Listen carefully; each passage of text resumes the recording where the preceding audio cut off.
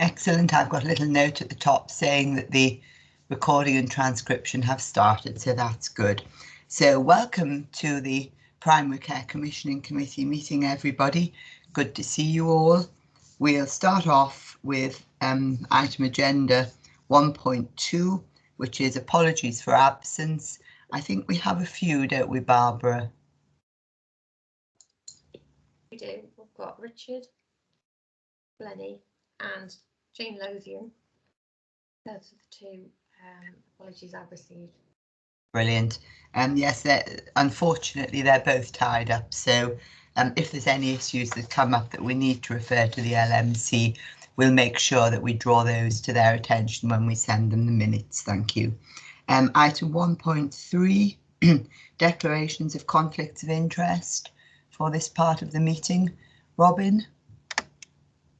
Yeah, just to state, I'm employed by Northumbria Primary Care and I work at Pontillin Medical Group. I'm not part of the senior management application. I'm just to clarify. Righty-ho. And in terms of the business of this meeting, did you say Pontillin? Yeah. So that will affect the Pontillin dispensary report. Actually, we don't have a paper for that. I think it's a verbal report. And the nature of your interest is that you're an employee of the Pontillin practice. Is that right, Robin? Correct. Are we happy in that case? I'm looking to perhaps to Paul and Richard. Are we happy that perhaps Robin is okay to stay for the meeting, but not contribute to it? Does that seem reasonable, just on the basis that anything which affects an organisation which is paying you, clearly you could be argued to have an interest in the running of that organisation or decisions made in relation to that organisation. Does that make sense, Paul and or Richard? Yeah, absolutely. Great, thanks Robin. And that then takes us on to item 1.4, quoracy, and we are quorate, so that's good.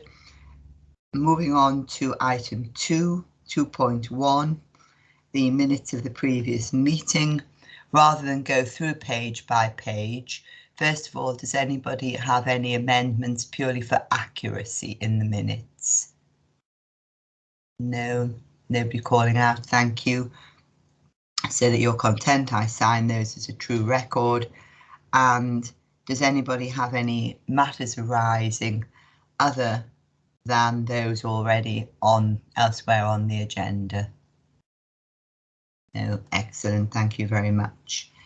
That then takes us on to section 3, operational, starting off with the finance update. So over to you, thanks, John. Thank you. Sorry, I'm getting a bit of echo here.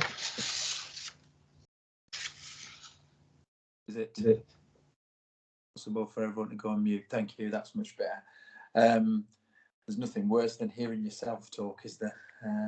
I know you have to do it, but so you've got the financial report here for month 5, and remember, for the purposes of planning and reporting and the national allocations, we're working on 2 halves of the year, H1 and H2. So we're coming towards the end of H1, and in fact now it has actually ended, but we've got the report here for month 5. There's not too much new to report in here. We are still, as I say, operating under those interim financial arrangements, and they haven't changed. We are still forecasting to come in roughly on plan, slightly under plan, and I think that's where we will end up at month 6 as well. There are within the report some small offsetting variations within that headline number. You can see those in the report, and again, those haven't really changed since previous months. And of course, there is the ongoing underlying issue around the funding of delegated primary care, which we've discussed previously, which is effectively covered in this overall interim financial arrangement and the bigger umbrella of the CCG. In the report, also sets out the position in relation to other primary care spend outside the delegated position. Again, things haven't really changed too much, and I don't think there's anything that I need to raise here for the committee's attention. I'll say as well now that planning guidance has been issued for H2. That came out on the 30th of September, just in time for the 1st of October. Which was when H2 started, and we are working on a planning submission for the end of this month. I don't see anything in there at the moment which generates significant risk or change really for what we're doing in primary care and in this committee. But we'll give further updates on that when we move to reporting the H2 position. Of course, for the purposes of statutory reporting and reporting as a whole for the CCG, it will continue to be, we'll add that to H1, so we will report in our accounts a full year position. So you will see that as there'll be an H1 H2 split, but we'll also report on a full year basis if that makes sense. So really, we're just asking you to note the arrangements under which we're operating and the position. Thank you. Thanks very much, John. Before I open up to questions, I've just realised I missed the action log, so we'll go back to that at the end of this item. Karen. I suppose I have to declare not a conflict of interest, but an interest in this point. On page 7, the reference to the Valence Partnership amalgamation, it says that due to the new patient list that we've got this overspend of the 72,000. My understanding as a patient of the practice was that we all stayed where we were with our current practice and we weren't transferred or anything. So why is there this new patient list issue, please? I'm looking at Pamela. Do you want to come in there, Pamela? Is that? Yeah, Karen, I noticed that as well. So can I take that offline as an action to check that out? Because I did notice that. It wasn't raised at the primary care operations group either, but I will check that out because they're not new patient registrations. It's just a merger of the practice. I will check that point. Thank you. Thanks, Pamela. Thanks, Karen. I think that also, I'll come to you in a minute. Thanks, David. That also was a point that was very clearly made when the merger, if we can call it a merger, came to the committee. It was very clearly said that the patients would remain patients of their own practices, so we were aware of that. Thanks, Pamela. Thanks, David. Yes, thank you. Thanks for the report, John, which is very, very encouraging, very assuring. But excuse my ignorance, it mentions in section 3 that ICPs, again, given the system envelopes to manage. What is meant by the ICP? Is it the 4 northern areas of the ICS, or what is it, please? Yeah, it's exactly that, David. It's the 4 northern places of the ICS. So it's the 3 CCGs, Northumberland, North Tyneside, and Newcastle Gateshead, that area. So what the way it was done this year was each CCG got an adjusted allocation, and then on top of that received something described as system funding, which was for pandemic response and various other things, and to kind of ensure that all the provider organisations within the area would be able to kind of break even financially. Doesn't particularly affect as such the primary care delegated allocation that we consider here, but it's relevant in terms of its additional funding across the whole area. So we had to get together as a system to kind of work out how to distribute that across that geographical area. Right. Okay. Thank you. Thanks very much, John. Karen, I assume that's an old hand. Thanks very much. In that case, thank you if everybody's happy with that report. And I think we know there hasn't been a great deal of change, of course, because of the circumstances we're working in at the moment. I think we're happy that we've considered and provided comment. Thank you. Before we move on to 3.2, My apologies, can I take us back to 2.2 and the public action log? The first item is the ongoing Rothbury surgery situation, which really I think the committee is close to losing patience with. I understand from the update at the end of September that this is with the district valuer. We were hoping to get an answer in the next week or so, which of course is pretty much now. Does anybody know whether there's been any progress? No, stunning silence. I Jamie, I can give you a very brief update. Thank you, Sorry, you, Jamie. Yeah, the district valuer actually wants to go out to site to have a look. We had some issues. The reason it's taken so long was getting quality sort of floor plans that outlined exactly where the new demise was compared to the old, and this was the issue that we had. The plans have now been provided, but the district valuer actually wants to go out to site, so he's liaising with the practice now to get on site and have a look to make his final report. Thanks very much, Jamie. I hear what you're saying. I find these delays appalling. To provide, how long have we been waiting now? To provide, as it turns out, a set of plans is entirely unacceptable. But then, having said that, of course, we have no alternative but to accept it. But I know you're doing your best, but please press on and please express the committee's concern that something like this is taking so long. Thank you. The next one is green. Anybody got any comments on that? No, all happy. The next one is in progress, and presumably we will be seeing that report fairly soon. Anybody got any issues on that? No, everybody happy. The next one is the standard operating procedures, and again it's marked in progress. Presumably, Jamie, that is just, we will see that in due course. Great, thanks very much. Any idea of time scale on it? And we hopefully we'll certainly have something before the next board, but ideally before then. Brilliant, thanks very much. And the final one, which is completed, is members may remember at the last meeting I raised a slight concern that if appraisals continue to be suspended, did we have ways of identifying any areas of concern when people weren't having appropriate appraisals?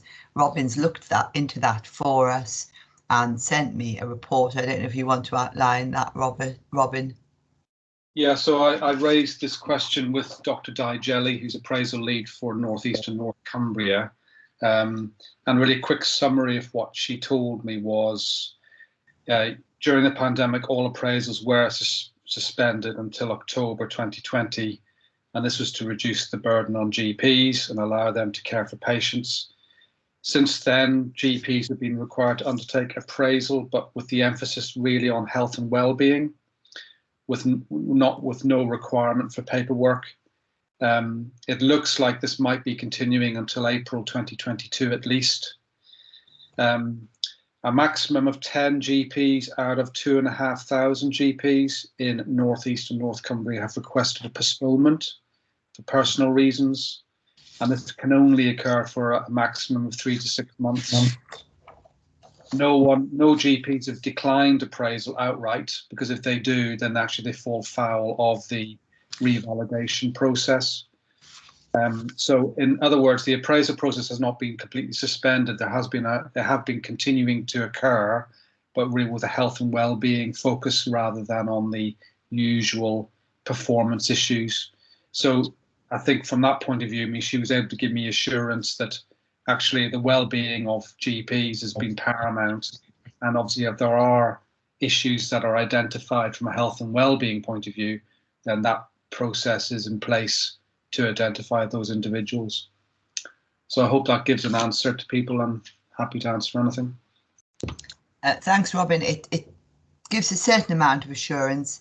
My concern included, though, the issue about performance. You know, if there was a GP who was seriously underperforming, do we have ways of picking it up? And unless anybody tells me to the contrary, am I safe in assuming that our soft intelligence and our other systems should pick up specific performance issues, and then there would be a method of addressing those even outside the appraisal system? I'm thinking particularly, for example, of harm to patients.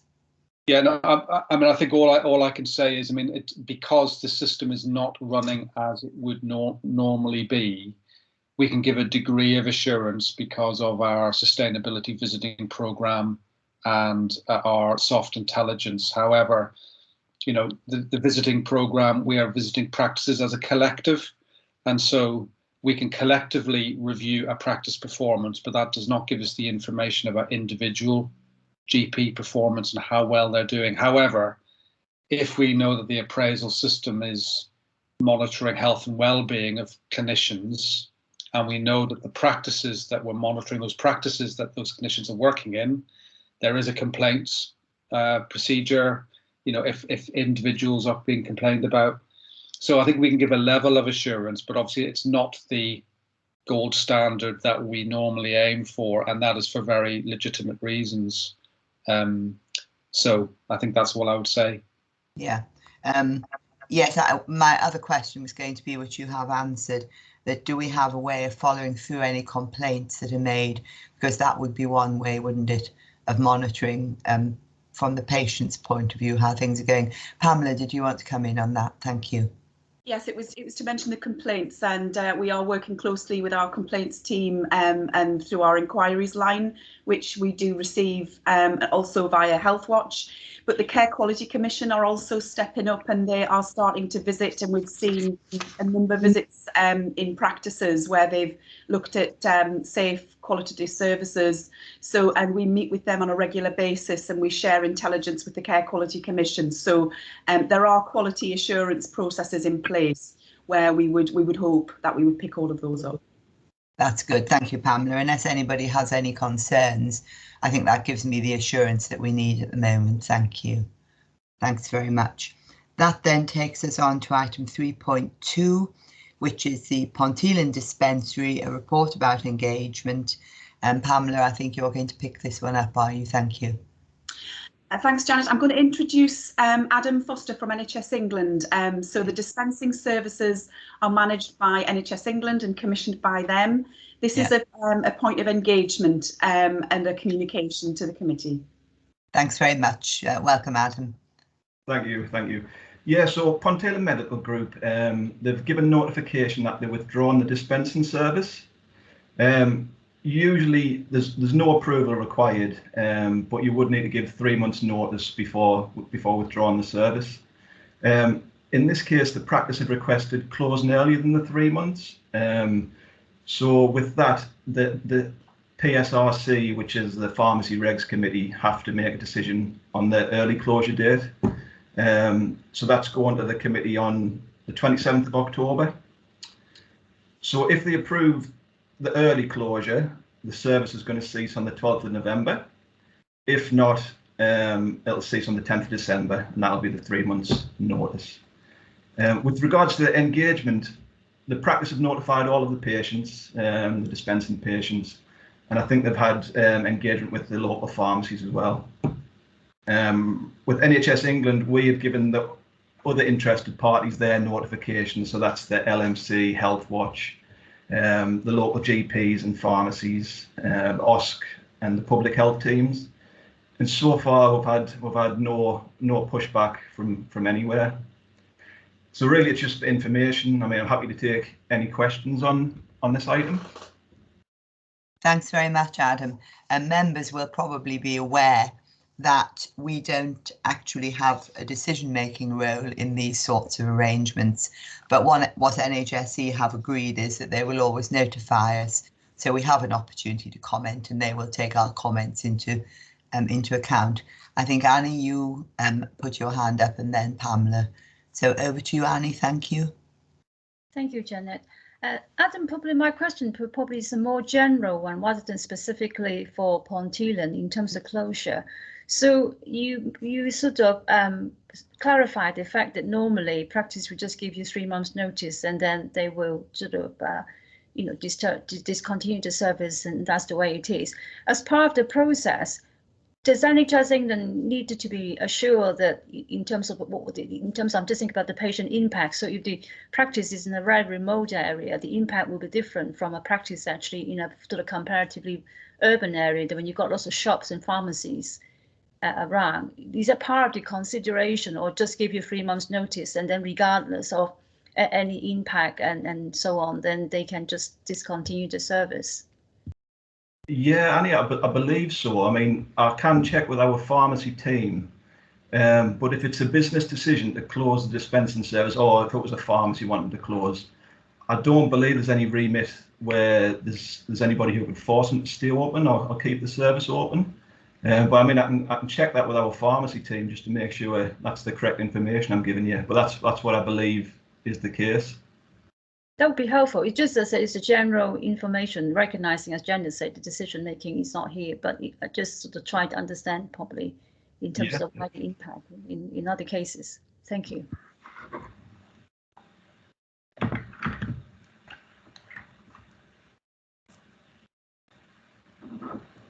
Janet, I was just going to raise the similar points to Annie and yourself, really, just about the impact on patients, but also dispensing services are provided by general practice.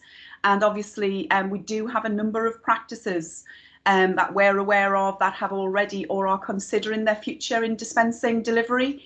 So whilst the CCG does not have any decision making on the contracting for dispensing services, it does reduce the income to those practices. It could have a factor on, how they run that core business in general for practices around those communities in rural areas and especially in Northumberland. So what we've discussed as part of the primary care operations group is we may discuss this with practices at sustainability visits, just to gain an understanding of dispensing, because there is competition from pharmacies. There's a lot more delivery services in the areas. So whilst we don't have a commissioning responsibility for those services, we do feel as a whole it has a direct link to general practice services and patient experience. So as a CCG, we have indicated we would pick that up as part of the quality review group as well. Thanks, Pamela. Karen?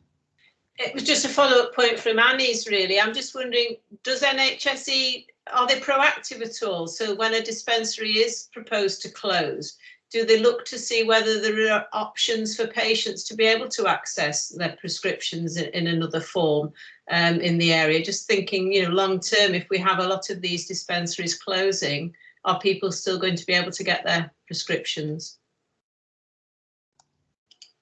Adam, do you want to pick that up? Yeah, I mean, again, I can go back to the pharmacy team and find out what the actual process is. But I mean, as Pamela says now, there's lots of delivery services. There's pharmacy to you who deliver nationally. But yeah, I mean, it makes sense if this would come into consideration when lots of practices are ceasing these services for the rural areas. So again, I'll check back with the team and see what the actual process is and how much they delve into it and things like that. Thanks, Adam. I don't know if this is going to pick up what you're about to say, Pamela, but I think these are things the committee would like to know about. It's useful background information. I don't want us to spend too much committee time on it, seeing we don't have a decision-making function. So perhaps, Pamela, if you and Adam could put together a round robin email, just picking up those background points, would that be helpful? And did you want to add anything else? Thanks, Pamela. Yeah, it was just to say that normally we ask the practice to do that as part of their application as well as a CCG, just check that the patients can access other dispensing and pharmacy services in the area. But in addition, it was to let the committee know that the CCG is also working with the local authority who are undertaking the pharmacy needs assessment, which is part of that route of commissioning and understanding through the Health and Wellbeing Board on pharmacy services. So Jane Lothian and Claire Lynch from the CCG and the LMC are both directly linked to bring to the fore the dispensing element of that pharmacy needs assessment, and that work's ongoing. Thanks very much, Pamela.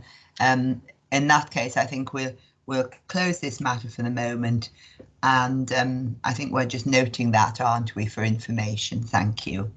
The That takes us on to item 3.3, and welcome Siobhan, glad you've been able to join us. I did mention that you had to go to another meeting first. Thank you. Nice to see you. Now, item 3.3 is the estate's principles and criteria that we've talked about for a while, as we're trying to get an organised system for our practices and for ourselves. So I think Pamela, Jamie, are you doing a twosome here? No, I think it's all me. Okay, over to you. Thanks, Jamie. Great, thank you. Yeah, I mean, as you mentioned, this is something we have been working on a long time as a follow-up from the estate strategy and to help us sort of support and deliver the estate strategy. So what we're asking today is that the board consider and hopefully approve the principles and criteria that we've set out. We've taken on board the comments following the presentation that we did in April, I think it was, 2021. Adapted those, and hopefully we've got something that's robust enough to help us with that decision-making process. So, I mean, obviously, as we get, excuse me, as we get a lot, we're getting quite a few more applications and things coming through from practices. There's a lot of work going on around PCN estate strategies, so potentially we're seeing quite a lot of changes, developments, requests for improvements and larger estate. It's really quite important that we have a key set of principles and criteria that we can use to measure against, but also just to make sure that we make the best of it, the maximum sort of value for money, most positive impact on the estate and how we move things forward. So the principles themselves, I guess that, again, reflecting into the estate strategy, it's about, you know, making more modern, sustainable, fit for purpose estate that's accessible, that's flexible enough to cope with population growth and resilient and probably sustainable. And supports all those new models of care, identifying opportunities and promoting those opportunities to capitalise on external funding, things such as Section 106, etc., premises improvement grants, and so on. The criteria itself, broken down into sort of three key kind of main areas: sort of financial, sustainability of service, and patient experience and population growth. Obviously, the financial certainly is going to come down to affordability around the reimbursable and non-reimbursable costs, because they obviously directly impact the CCG as well as the practice, and these are things that we need to consider, and obviously ensure that we're delivering value for money and encouraging sort of innovation, you know, to make sure practices are maximising what they already have as well. Sustainability, again, focusing on the growth, developing community-based service provision, embracing digital technology and alternative service delivery, and again making sure that whatever is approved and what we're looking at is in line with the PCN estate strategy and ambitions that are being put forward. And the patient experience, I mean, I think that kind of speaks for itself, but you know, access, you know, it's got to be maintained or improved. You know, we consider things like travel, particularly if there's relocations involved. That the patient views have been considered, you know, whenever these applications have been made, and ideally very, very early in the process and not after, you know, they've already sort of, you know, got one foot in a new building somewhere. It's really quite important that patient engagement kind of takes place. So supporting this, you know, we have the a matrix that we use to look at the more sort of external factors around the estate. So things like the population growth, condition of the estate, where they are within their current footprint based on the maxima, around their list size, and obviously the availability of external financial support such as Section 106. So they're already embedded within the estate strategy, and we have a matrix that we use as a scoring system as well. So this will just support that and just allow us to go through that process. And in addition to that, we're developing sort of a standard operating procedure, which will be a clear process that can be provided to all the sort of practices in primary care, so they know whatever they're considering, what process they need to follow, what particular documents are involved, and how that decision-making process is sort of taking place. So they can see everything up front. They've got access to all the tools and things and information that they need to help support whatever application they're putting forward.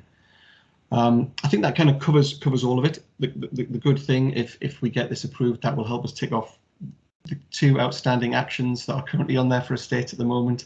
So hoping, you know, you're happy with what we proposed and we can get this approved and embedded in the estate strategy. Does anybody have any questions? Karen? Yeah, Jamie, just on page 6, the financial criteria, I just wondered what about long-term revenue costs, sort of once the changes have been made? Do we need to consider that at all in that section? Yeah, I mean, I think from both sides, obviously consider what the revenue impact would be to the CCG, certainly around rent and reimbursable costs. But I think also it's really quite important that any financial impact to the practice is considered as well. Any new space, any changes come with an additional cost. I think it's really important that we focus on that kind of innovation as well, that we shouldn't always just be looking at increasing space. You know, that there's other ways that we can do things. We can use space better. You know, the space that we've got, things like the digitisation programme of digitising records will support us as well, because that could create additional space, therefore not having a revenue impact because that space is already there within the practice. It's not new. So I think it's really important that we consider all those kind of models to minimise that financial impact as much as we possibly can. I was just wondering, should that be a bullet point on that list or not? Yes, yeah, we'll take that on board. I mean, the affordability from both CCG and practice is where we would consider that. But yeah, we'll certainly take that on board. Thanks. And just the other question was the point scoring system. Will that be shared with GP practices? Yeah, I think we probably have to be open and transparent with what we're doing. So this will be developed on the back of this sort of criteria, and also the matrix that we've got, which are all information that's in the public domain. So absolutely. Thanks. Thanks, Karen. Yes, I think things like that should be shared, Jamie, because it's difficult for GPs to comply if they don't know what they're being judged on. I've got David and then Paul. David, thank you. Thank you. Thanks, Jamie, for the report, and it seems a very sensible way forward. But just on the weightings for the 3 criteria, might I ask what are the weightings, and how do you apportion significance to the issues you were considering? I think the three areas, and the weighting itself still needs to be considered. We still need to work that through. Obviously, that'll be with John from a financial sort of perspective. Obviously, looking at the wider sort of context of sustainability around the patient growth, you know, the practice integration with the PCN and the PCN strategies. So I think we probably still need to develop exactly how that sort of scoring exercise is done. So that will follow. Okay. Thank you. So we will be informed, or the committee will be informed in due course. Okay, thank you.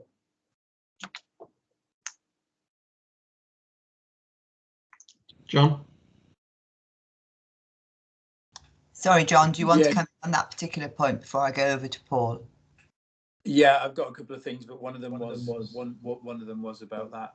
It was just to say that I think some of these things are they're not, so when we get to weighting and things, they're a bit more tricky, because there's kind of a judgment to be taken on things and a view to be taken on things, rather than being able to say, you know, that's 7 out of 10. You know, some of it's a little bit more subjective, but that's just part of our professionalism and our judgment about where these things go. So there will be an element of judgment in it. We can't make this entirely scientific, I don't think. Thanks, John. Paul? Yeah, thanks, Jamie. Looks really good. I just wondered whether, given the kind of the absolute volume we've got of all these sort of estates things that we're working through, whether we can use this as a bit of a prioritisation tool as well, and whether it would be useful to sort of apply some of this to the list we've got going on at the minute, that maybe will be useful to bring back to the committee, so we can almost, you know, be transparent about the ordering of the kind of estates issues that we're going to tackle, given that we haven't got you know, kind of unlimited resource in terms of an estates team. Yeah, absolutely, especially considering the volume that we're seeing at the moment. So I think the sooner that we can get these things, you know, these things available and be considered, and also the standard operating procedure out to practices as well, so they know that what we're going to be considering and what they're going to be asked, and what's required of them when they're putting these applications forward. So yeah, you know, we'll get this as soon as we possibly can. Thanks very much. I've got John, you want to come in on something new, and I've got Rachel. Yeah, thank you. It was just to say that it might be useful to put in some kind of review mechanism in this as well, just to say, you know, when we've got a way down the line with this, is it delivering what we want, and you know, when might we have a look at it. So I think that's fairly straightforward to do, I think. Thanks, John. And Rachel? So John stole my thunder there. I was going to say we probably do need to evaluate this once we've done that, which was the point. The other thing is some way of understanding a bit of a grading of it, so that I know sometimes practices want to go straight to a new build. Is it going to show that we've actually looked at the current estate? Can we extend it? Can we build on top? Is that, you know, is there a sort of a graded response to it, so we don't just necessarily go from where they are to a brand new building, that we've actually looked at the estate that they've got? It might be kind of embedded in there, but you know, just so that we've looked at all those options really. So I know that sometimes the new build might look like the shiniest option, but particularly if it is well placed in the community, and obviously we know how attached the public get to their practices. So it was just about that really. Yeah, no, I absolutely, you know, fully agree with that, and I think that'll be something that we'll really highlight in that suite of documents, that standard operating procedure and guidance. We'll really have to reflect that they need to consider these things, and things like options appraisals need to be done prior to sort of putting those business cases forward to us. Thanks, Rachel. I think there's also a sustainability issue in there, isn't there, about not using new resources if old ones will do. We're losing a little bit of time here. I just want to make two very quick points before we move on. First of all, on page 6, at the very top of page 6, where we say, wherever possible, identify opportunity for the consolidation of services onto fewer sites to maximise, etc. I'm slightly concerned that this could be read as a wish to close surgeries, which we know people often feel, don't they, that if for very good reason a practice does need to close a branch surgery, patients understandably feel that this is just an inevitable constant reduction of services. So I wonder if we could perhaps put in there some preface by where possible and in the best interests of providing services for patients. Yes. Just to make it clear that we're only considering that where it's appropriate.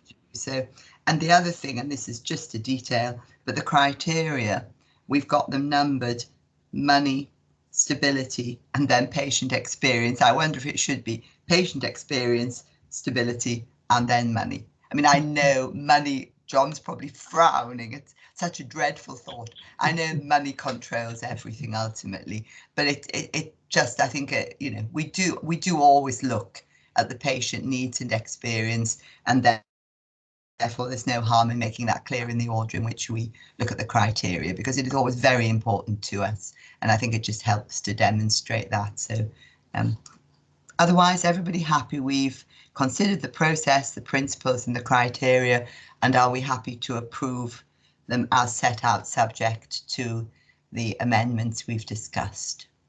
Yeah, everybody happy? Thank you very much indeed. We've lost a little bit of time there, but I think it was worth it because it's a very important part of our ongoing discussions. Thank you. That then takes us on to section 4, the strategic section, item 4.1, which is the business continuity planning for winter, merged, of course, with the vaccine boosters and the COVID-19 update. Pamela, I think you've got a presentation which you're going to take us through fairly quickly, but we will get copies of all the slides. Sorry, is it going to be Richard who does it? We'll get a copy of the slides so that we can look more at leisure and raise more detailed points later if we wish. Thank you. Yes, thank you, Janet. So it is going to be a bit of a double act. So Richard and I are going to just share some information. There is a lot of information in the slides. I have cut a little bit out, but I will provide more details should any member need it. On the last element. So we wanted to talk through just preparedness for winter, general practice in the scheme of the wider system.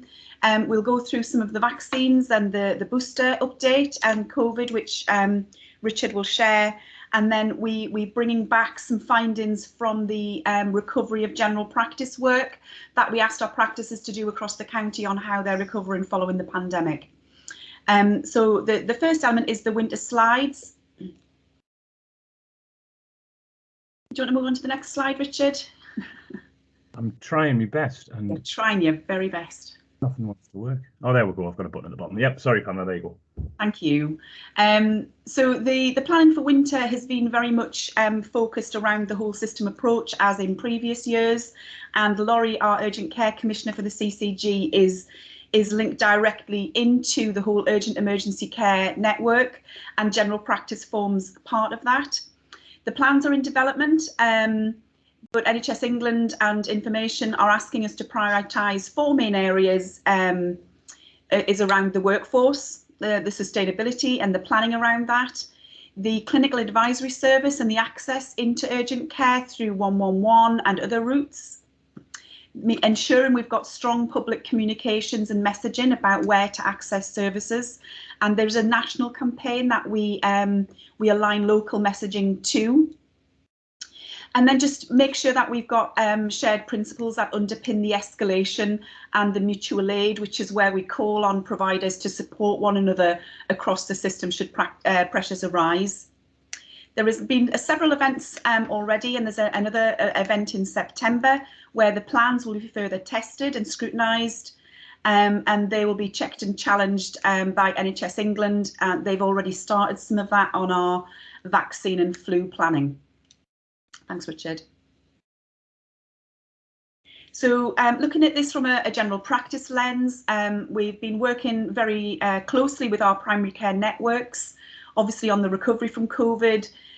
We experienced a very challenging winter last year, but we learned a lot of lessons from that.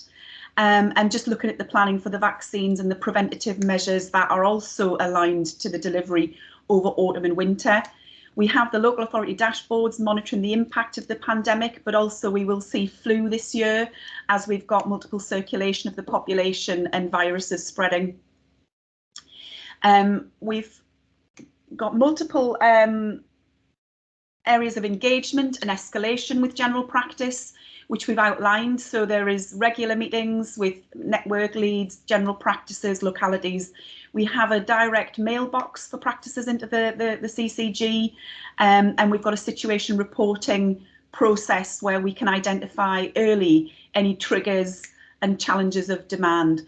We also did a framework with general practice last year where should they need to close for infection prevention control, loss of staff due to the pandemic, we do have ways of sharing services for patients to access directly in the local communities and across practices, and they can step up and down as required. Thanks, Richard. So part of the going into winter and coming out of the pandemic, there has been very much a focus on making sure patients can access face-to-face appointments, and that's been part of the work we've undertaken on the assurance with the recovery of general practice, which I'll come on to a little bit later. Yes, we do have digital options, which have certainly helped where staff can't get into the practice premises for remote access, but where it is needed, when face-to-face can be delivered based on clinical need. And we also have the opportunity to stand up those hot sites we talked about last year, where you may have people with infection of the viruses, any viruses, and we can send them to a safe place to limit the spread.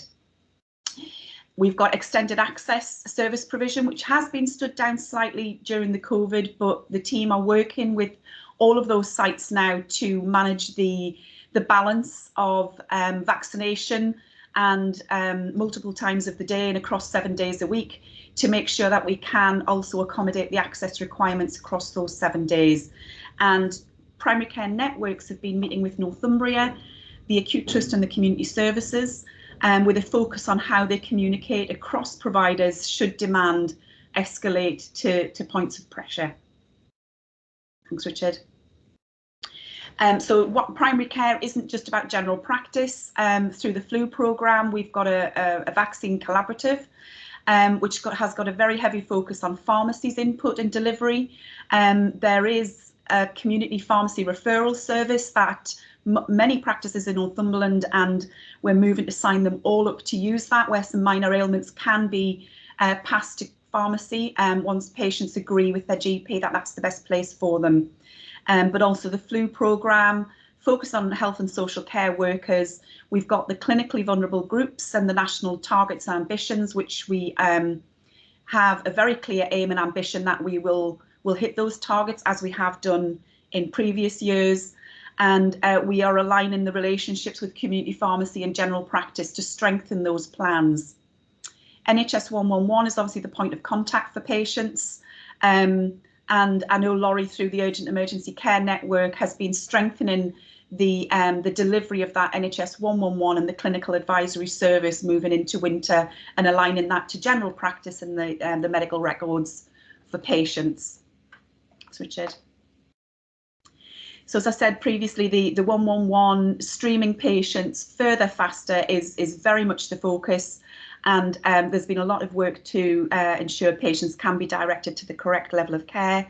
The Acute Trust Community Services, the out of hours, the in-hours GPs have all been party to those discussions about how we do signpost patients appropriately and how we keep them safe.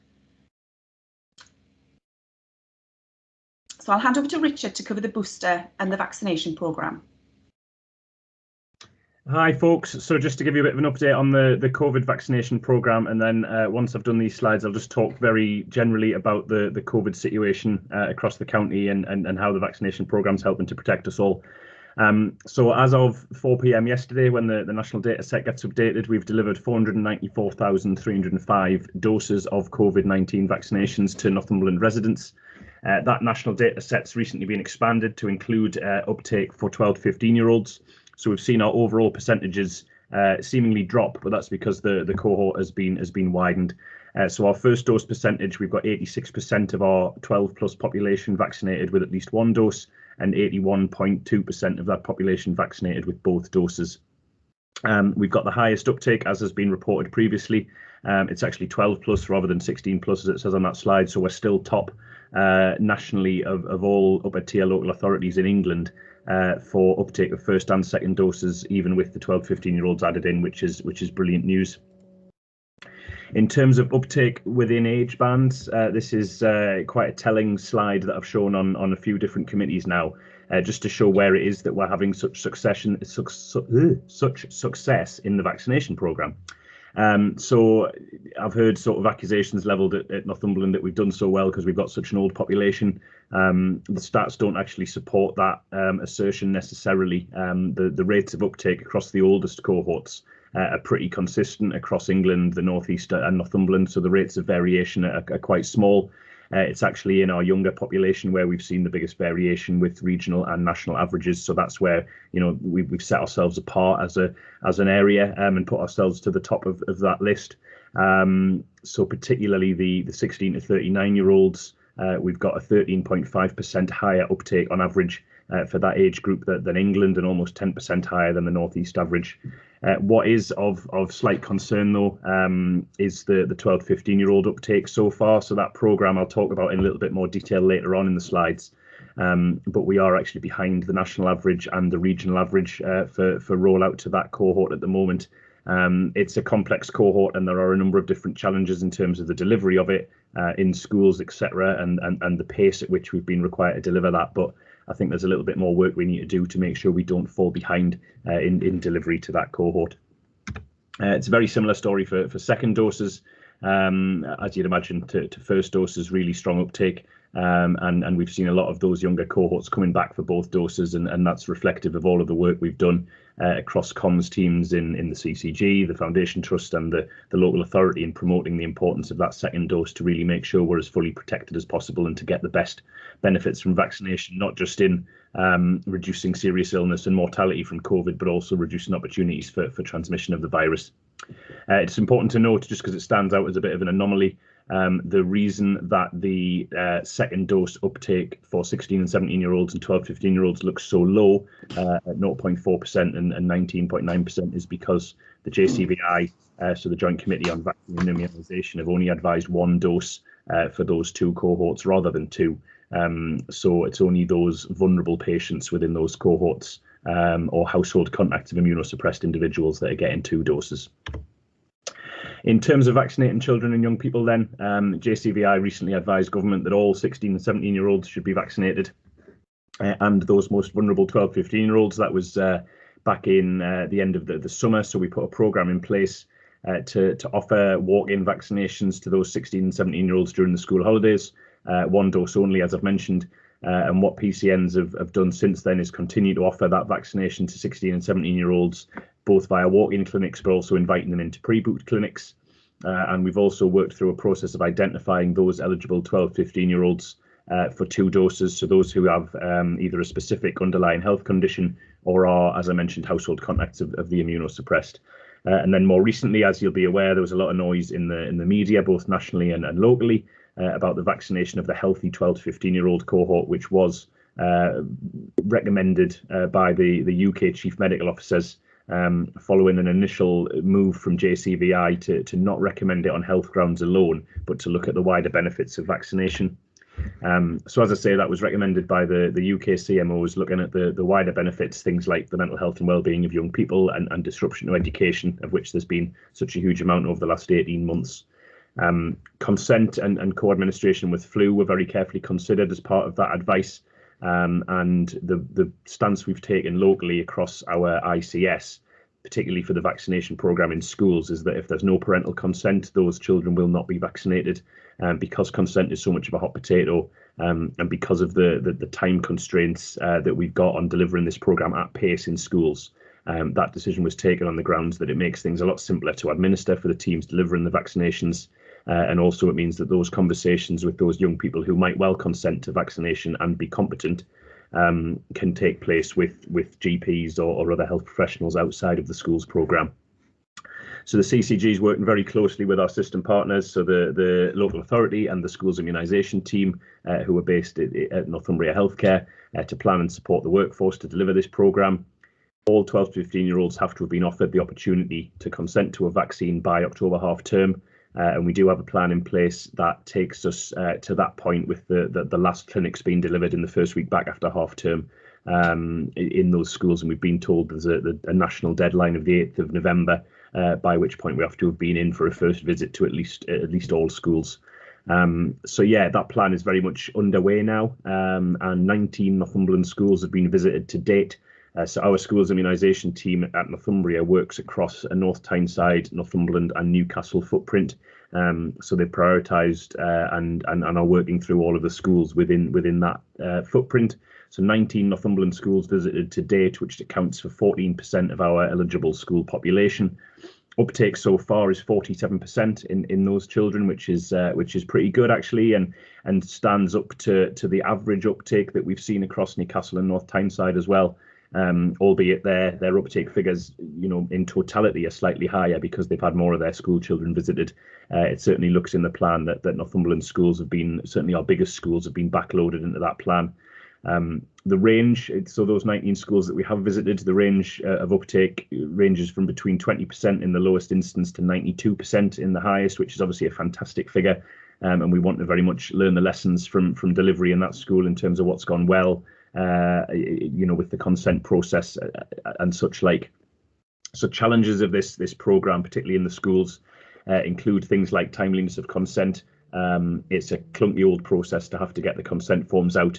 Schools have got different ways of doing it. Some of them do it electronically, some of them do it on paper via letters and return slips that get shoved to the bottom of school bags. So it's really important that consent process is as timely as possible to enable the team to be able to come in and vaccinate in a really efficient way. There are issues with workforce capacity and workforce availability within that team to make sure we've got enough coverage to deliver. There's a concern with potential disparity of uptake and an exacerbation of health inequality as an unintended consequence of this programme. So the fact that it does rely on a consent process and it does rely on engagement from pupils and parents, there's a concern that actually we will see lower uptake in those areas of higher deprivation where there's not necessarily the same level of engagement with parents and community. So that's something we're keeping a very keen eye on. And there's also continued uncertainty around what the mop-up offer, so the secondary offer, might look like for this cohort.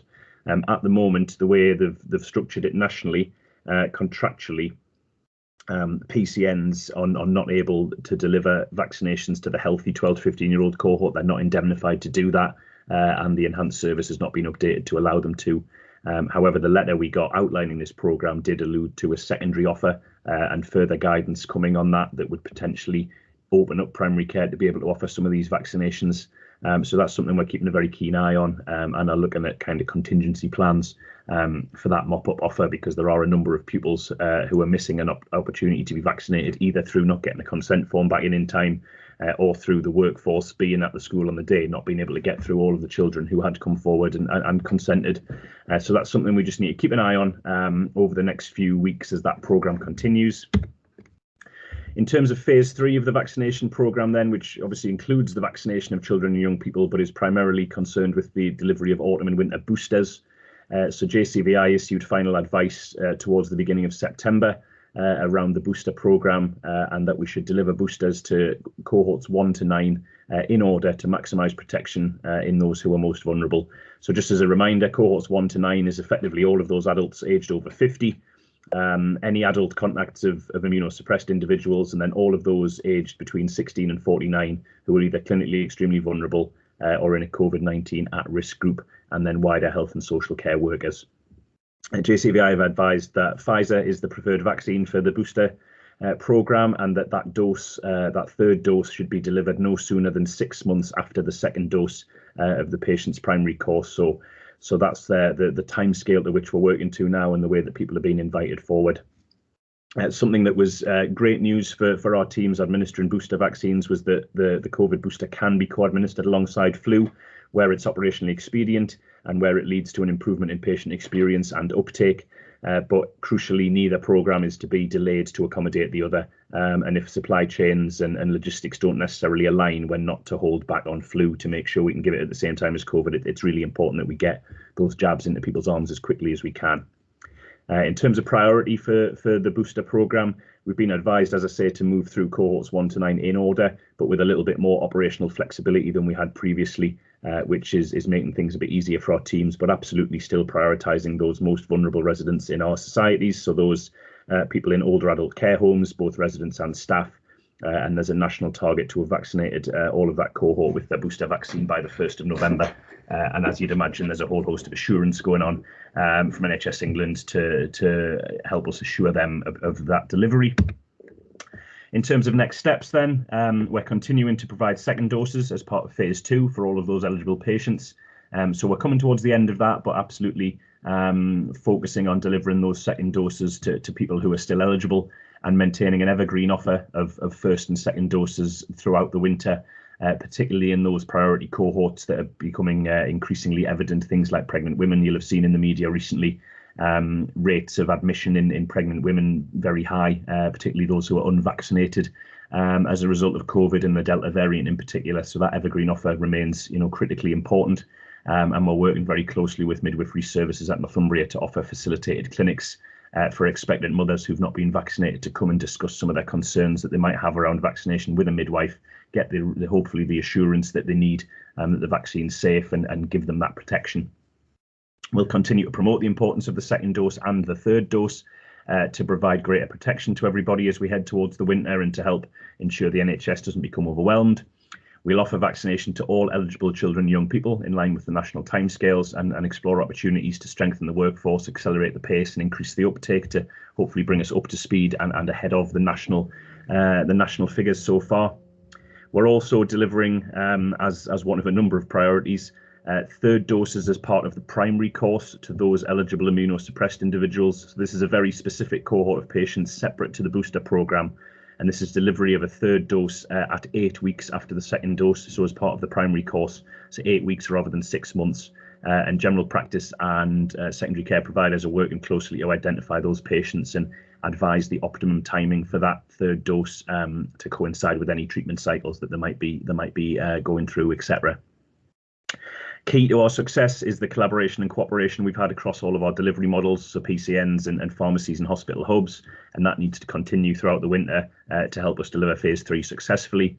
As I've said, flu vaccinations are being delivered as normal and without delay, co-administering where it's possible, and we'll continue through our fantastic comms teams to increase activity and promotion of the benefits of vaccination, make sure we're doing all we can to tackle inequity of uptake in all cohorts, and continue to communicate really proactively and effectively with our patients and public.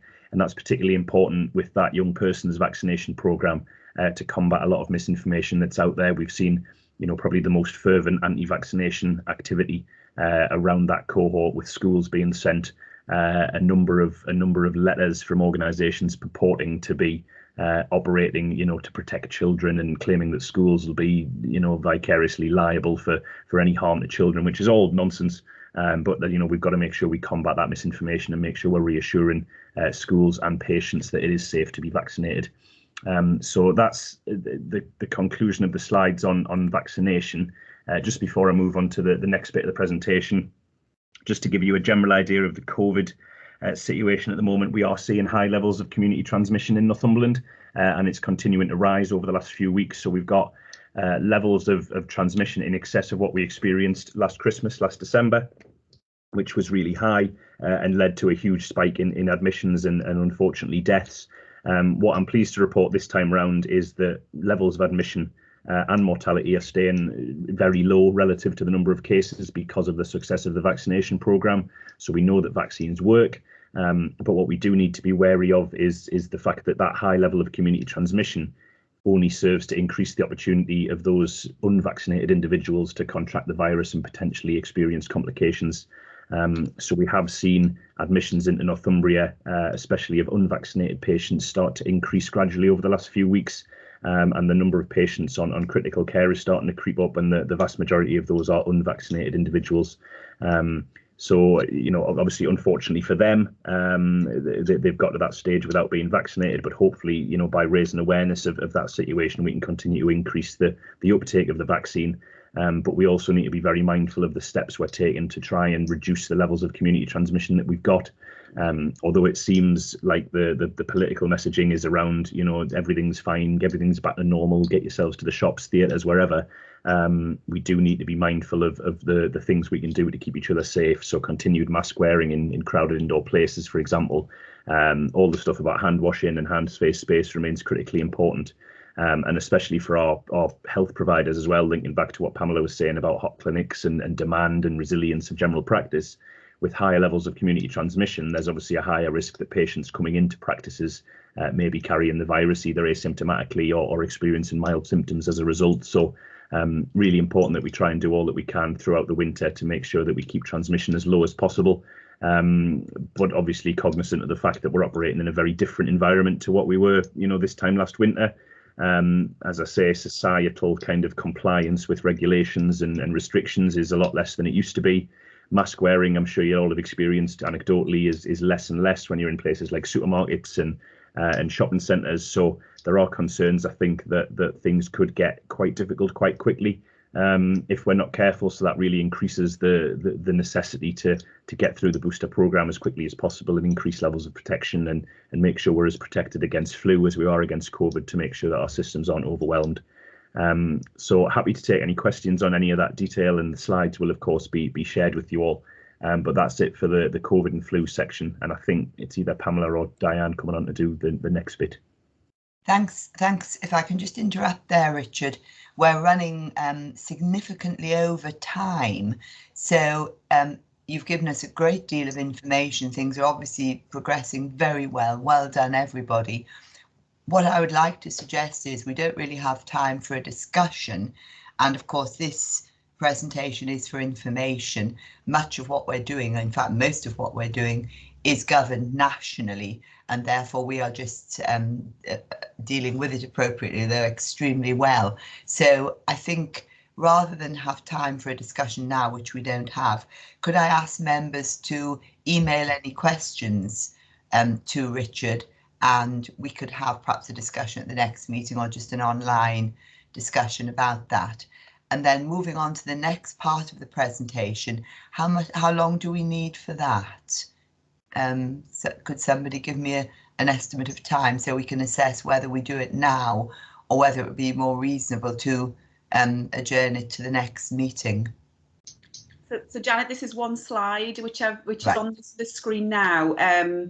So I'm happy to come back and do a presentation at a later date, or if you want to just receive the summary, and I can share outside of the meeting the detail. I think we should receive the summary, thank you, Pamela, because it is important, recovery of primary care. So everybody, the slide is there, Pamela will circulate it. Do you want to pick out any key points in just a couple of minutes, Pamela, before we move on? And then certainly members are very welcome, of course, to raise questions outside. Yes, thank you, Janet. I think this slide, what we did was we asked practices to submit plans to their networks about the recovery of their services in a number of areas, and they were the priority areas set out by the NHS England nationally, which was around screening, prevention, vaccine, and also some key clinical areas, and also as well as access to general practice. What this slide does, it summarises across the county the feedback from those plans that we've had. What I do want to say is there is still a lot of challenge. I think recovery of general practice gives the indication the problem and the pandemic and the challenges have kind of dissipated. That is not the case. So what we're running at the moment in general practice is a dual perspective of continuing to manage the pandemic. The vaccine programme has not stopped from last December when it first started. It's been ongoing right through the summer and will continue up till March. So a lot of the practice time has been focused on delivery and the workforce associated with that. So that has brought the challenges which they've outlined in this summary here, and has been a thread through every practice and network's response. The isolation guidance, staff away from work. So the capacity in the system hasn't been back to normal levels. I think the practices have also struggled with the demand that the digital, the online and the telephone solutions have also brought to patients. So that's not necessarily been positive in every aspect. I think we are aware of that and we're very conscious of that. But still it's about how we make sure that works and that gets adapted moving forward. Demand is outstripping capacity for general practice purely because of this duality of core services, the need to make sure patients can be assessed and diagnosed, but also managing that any acute illnesses, viruses that are presenting to general practice. For each of the challenges and the barriers, we do have plans. There are mitigations that are outlined there. And it's really encouraging to see how networks and groups of practices are supporting one another throughout this. We have recently also had a blood bottle shortage. So I think the Brexit situation, the shortage of staff in the supply chains has definitely hit the NHS as well as all other sectors. So that's a brief summary. I do have a more detailed set of slides I can share at network levels outside of the meeting. Thanks very much, Pamela. We'll do that. And if anybody has questions, please email them to Pamela, and perhaps we could revisit the progress on this at the next meeting when we'll make sure we've got a little bit more time for discussion if appropriate. So thank you very much, everybody. That then moves us on to item 5, any other business. I've had no notice of any, so there is none. And the date and time of the next meeting, which is Wednesday, the 8th of December, which is always terrifying, isn't it? Because we're reaching the end of the year already, at 10 o'clock via Teams. So apologies that we've overrun everybody. Thank you for your attendance, and we'll now close this section of the meeting. Thank you.